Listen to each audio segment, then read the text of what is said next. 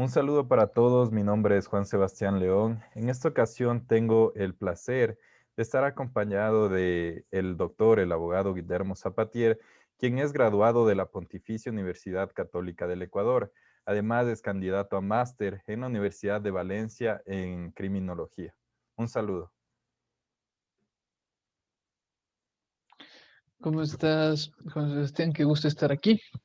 Y pues, manos a la obra. Estoy aquí para lo que necesites. Listo, muchas gracias. En esta ocasión, lo que vamos a hacer es hablar sobre la ética profesional. ¿Cómo se está abordando esta ética profesional en la vida diaria de un abogado? Entonces, doctor, por favor, la primera pregunta sería, ¿qué es la ética profesional?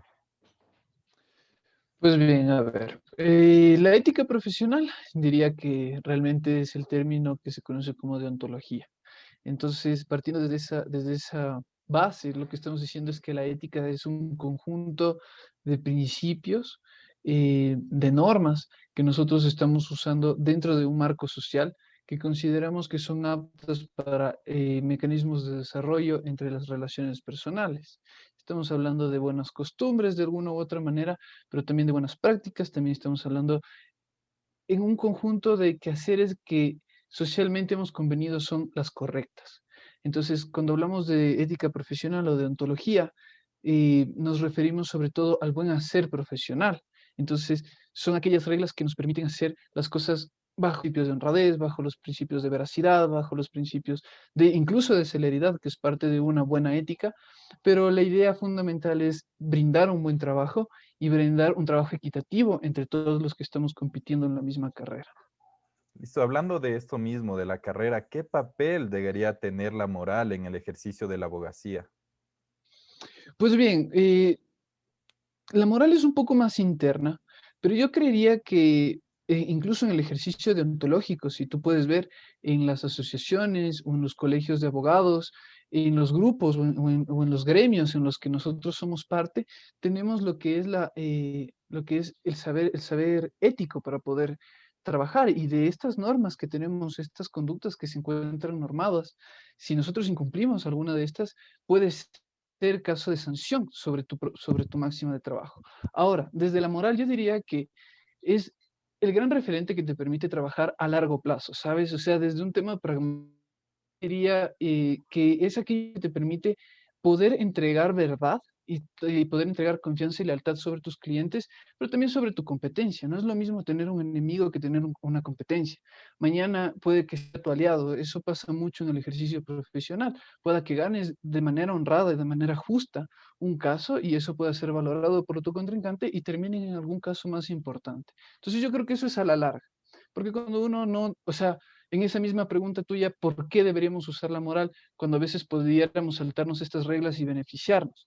Sí, pero luego queda el estigma incluso dentro del grupo, dentro de los clientes, dentro del espacio que te llega a conocer, más o menos, entre comillas, de qué pata cojeas, o sea, qué es lo que piensas hacer y cómo vas a advertirlo o cómo vas a prevenirlo. Entonces yo creo que terminas perdiendo mucho cuando tratas de aventajarte en esta carrera. Claro. Entonces, podríamos decir que en la actualidad se pone en práctica esta ética profesional, se la puede evidenciar en el día a día de pues, de la abogacía. Yo diría que es una pregunta más compleja de lo que uno puede creer. Siempre puedes saltarte las normas, ¿no es cierto? Siempre vas a encontrarle la forma de buscar la trampa, echa la ley y echa la trampa. Pero yo creería que sí, que realmente cuando un juez te sanciona por un abuso del derecho, puedes ver una mala práctica profesional. Eh, Incluso en la ética profesional en su conjunto, tú ves que en medicina la mala praxis es algo altamente sancionable. Entonces, como te puedes dar cuenta, sí hay cosas que el derecho ha hecho propio de la moral o de la ética y lo ha normalizado o lo han normativizado para poder sancionar o para poder generar algún tipo de mecanismo contra malas prácticas.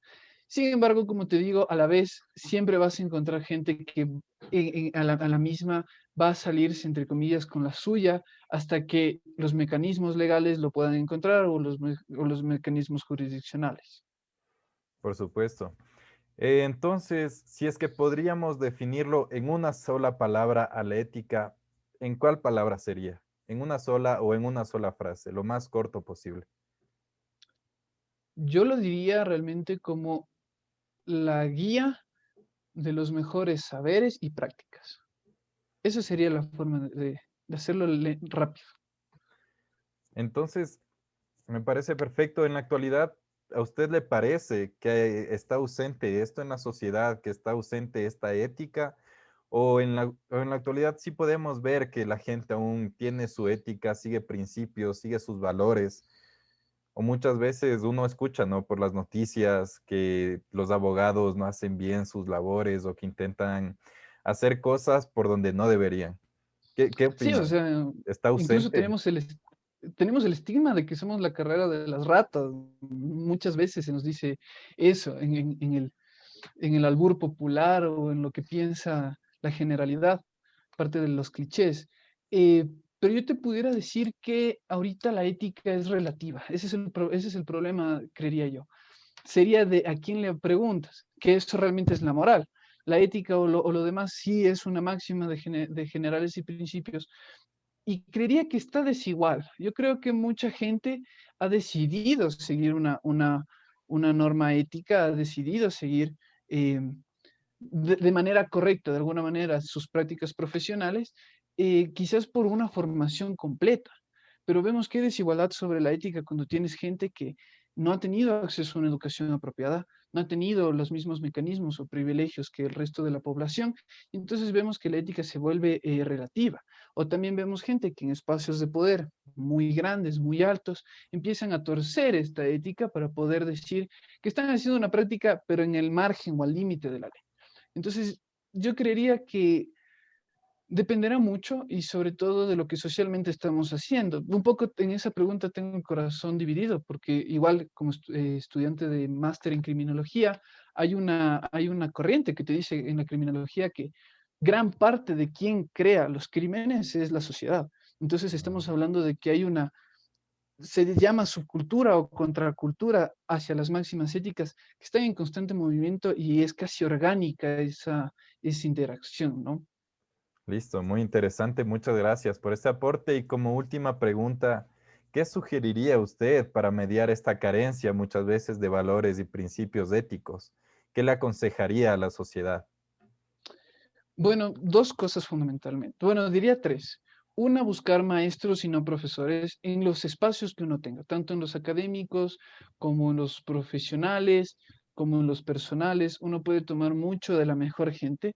Yo creo que nosotros sí tenemos un sentido común, pudiera ser entre comillas, no sé si es la palabra correcta, pero sí que tenemos esta intuición de cuándo estamos haciendo las cosas bien y cuándo estamos haciendo las cosas mal.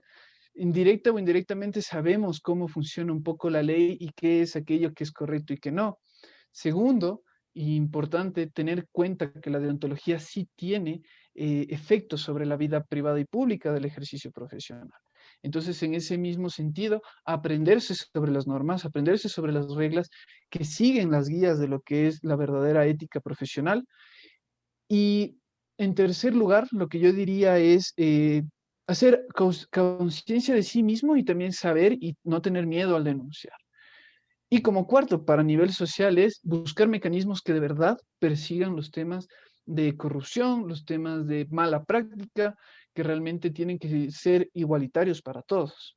Hay muchos casos, incluso hay uno reciente, pero la cosa es todos estamos al mismo margen de la ley, de lo que se pone, las autoridades están para eso, y si nosotros respetamos ese marco, te doy por seguro que es casi orgánico, que todo lo demás se replica de la misma forma y que no necesitamos estar pendientes cada segundo sobre dónde hay el acto de corrupción, sino que realmente se va formalizando o normalizando una vida ética y práctica.